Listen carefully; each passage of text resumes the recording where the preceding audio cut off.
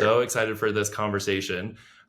You and I go way back from actually in Out in Tech. I was one of the presenters at one of those uh, weekends and have been able to just stay connected, especially through my own coaching journey, seeing what you've done in that coaching space and quite disruptive. And I think that maybe that's a good place to start. Your background isn't necessarily in coaching, it's much more in the tech space.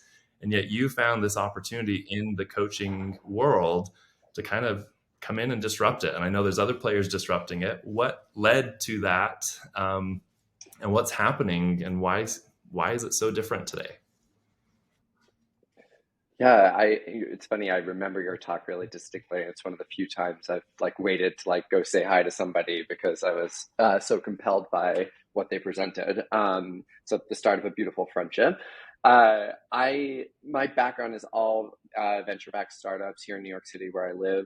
I stumbled into a job right out of school at the Gilt Group, Gilt.com, during its heyday and period of hypergrowth. And I've been addicted to that kind of journey, that kind of environment ever since. The idea of really achieving big ambitions at an unprecedented pace and scale was very exciting.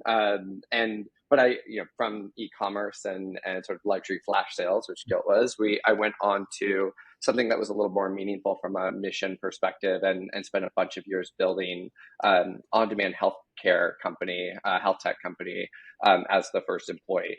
The company was called Pager. We offered on-demand urgent care. If you were sick, if you were hurt, the whole idea was you could fire up the Pager app on your phone and get connected to a clinician and routed to an appropriate care setting. You could be chatting to get guidance on where to go or what to do, or how to self-diagnose, virtual video console, or we would even dispatch clinicians to people's homes. But years into building this world of helping people with their urgent healthcare needs, I'm at work one day. I get a phone call from one of my good friends, and she had just had this argument with her boss. She was emotional. She was trying to figure out what to do. She phoned a friend, and at some point in the call, I remarked that she needed HR telemedicine. Like, she needed somebody in that moment who could coach her through what she was experiencing, her feelings in response to this conversation, talk through her sense of what to do next.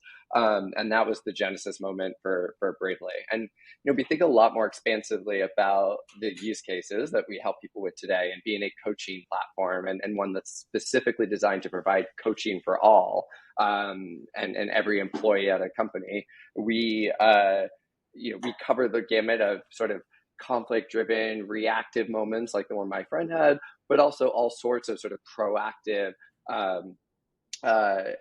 more like professional development inflection points where folks are at different points in their career, different moments where they've taken on new responsibility, or they're managing a team for the first time, or they want to work with somebody to set their goals to get to that next step, that next chapter. And coaching can be powerful in all of these different ebbs and flows of our lives at work. And that, to close out your question on the sort of innovation around coaching, a lot of the big leading players in the space have put technology and brought a lot of great new science to coaching, a programmatic approach to coaching to develop leaders, and which has been really powerful and formative. We've been unique in leveraging technology to scale access more equitably to everybody at every level, and with a different delivery model for coaching where everyone has access, everybody's using it at different frequencies and different rates. Confidentiality is a big part of what we do to deliver on the promise of that model.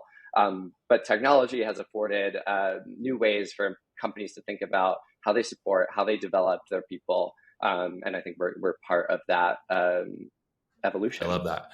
And I think that's one of the things I've always been most impressed with of Bravely, and to that point of disruption. I know when I was working internally in corporate spaces, coaching was always a big conversation because we know how powerful it was, but it always was reserved for the most senior folks, right? It was a 6-month contract or more.